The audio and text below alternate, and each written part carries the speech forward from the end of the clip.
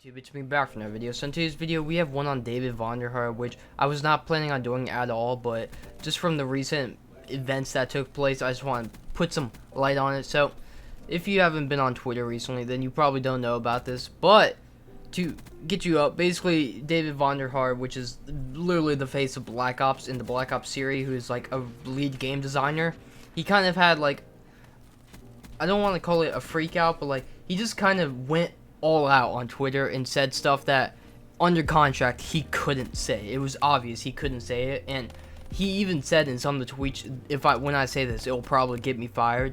But this just came out of the blue, and I was super confused because I was just sitting at lunch and I saw this, and when I first saw it, it was all the political ones about Trump, which I'm not going to put up or talk much about because I just want to keep them private. It's his opinions, know that they're out there, but I'm not going to talk about it. But I saw that, and I was like, what's this? I took a screenshot and sent it to Taken, and he's like, I don't know what this is. So I'm still confused.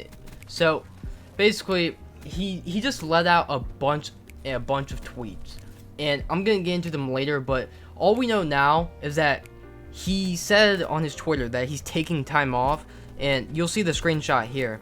And I would just imagine he's deleting Twitter or something, or just taking a vacation, which is much needed. You should probably always take some time off every now and then, just disconnect from, just go off the grid basically, and just enjoy yourself. And knowing Activision, how they treat people, it's probably best. I mean, he's also really high up on development, so he probably doesn't get treated like lower end ranks and all of them, because they get treated pretty poorly. And I would imagine after that article came out, they would up the treatment of them and treat them more like humans. But I don't know. Obviously all this stuff is behind closed curtains, so we don't know. We just know whatever we get to see, that's it. And hell, we don't even know if it's true. But basically what he was talking about is that he responded to someone that was complaining, saying, good, get fired because you haven't made a good video game. And first off, what he responded with is that he hasn't had full control of a game since Black Ops 2, and the only ones he had was control of Black Ops 2 and Blackout, which are really good games, or game modes, I guess you could say.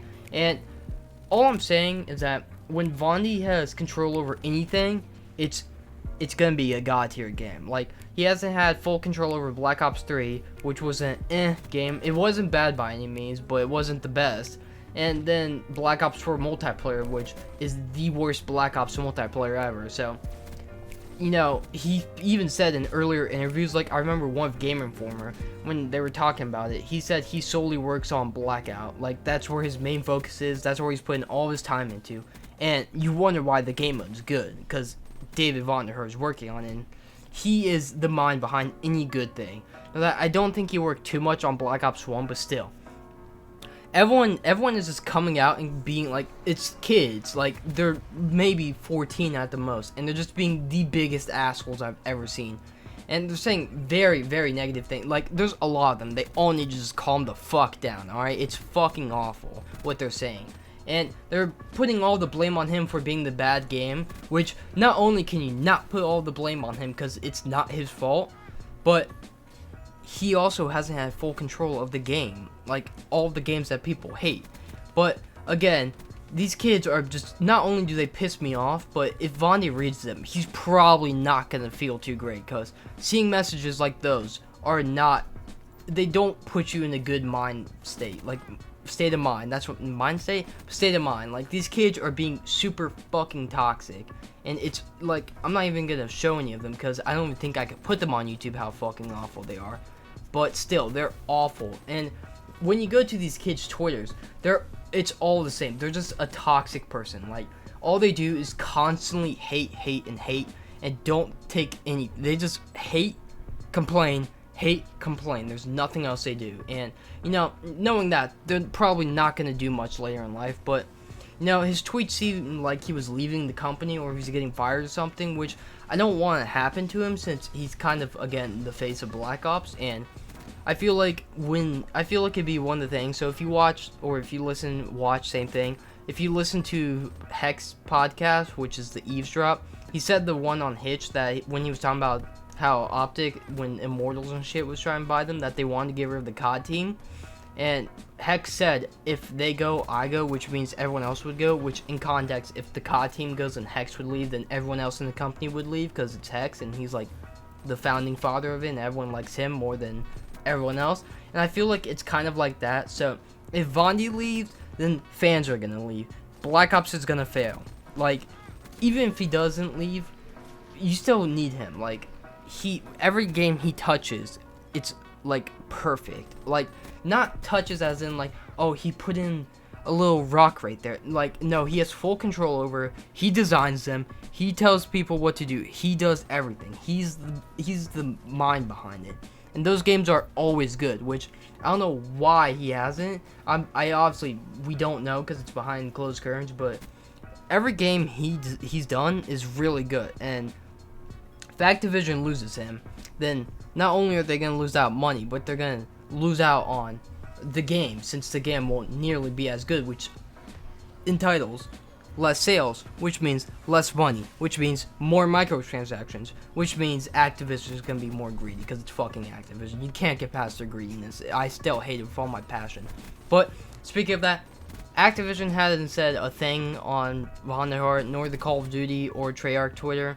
All we know is that he's taking time off, which again is good, because you know, you need it. And he tweeted a couple of hours ago that he was with someone. I don't know who. He looked like a Marine when I checked his profile, but I still don't know who.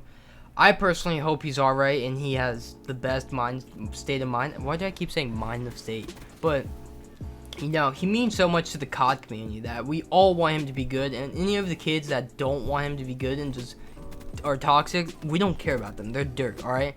They're probably kids that have only played Black Ops 4 and hate it, alright? They've never experienced it. They literally mean nothing to us, alright? We value dirt more than them. But anyway, I hope he's alright. We don't know if he's fired or if he's leaving. His Twitter just has emojis, doesn't say like he's working on anything. So I guess we'll find out in later days, I would imagine. But I hope he doesn't leave personally, because, you know, he quite literally made some of the best Black Ops games. But otherwise, that's been it for the video. Hope you enjoyed. Make sure to leave a like, comment, subscribe for more. In YouTube, I will see you next time. Goodbye. Before I go, I forgot to say this, but he also tweeted out, which is now deleted, of course, that someone that he really respects asked him to disconnect his day-to-day from Call of Duty. And the tweet, word for word, says, I was asked by someone I respect to disconnect my day-to-day with Call of Duty world I was a part of. I respect that. It makes sense. Before I go, good luck to all of the Call of Duty World League esports heroes. And that's one of those tweets that made me think he was leaving, like for good leaving. Then when ESPN Esports was covering the CWL champs, which I still believe 100 Thieves should have won, but he tweeted on that too, saying we've come a long way. I can't help myself in this exact second. I just don't care what it costs anymore. We did a thing together. It sucked. It was awesome. Pat yourself on the back. And, you know, he's just saying these things that made him look like he was leaving, which, again, I still hope he's not leaving, and that I hope he gets better with him taking time off, and that he gets into a better state of mind. But still, then one of the last tweets he said was, starve the ego, feed the soul, good night, and thanks for all the fish, which I don't even know what that means, but it's like a final goodbye, you could say. But again, we barely know. But otherwise, yeah, that's the end of the video. I just want to put those last things in.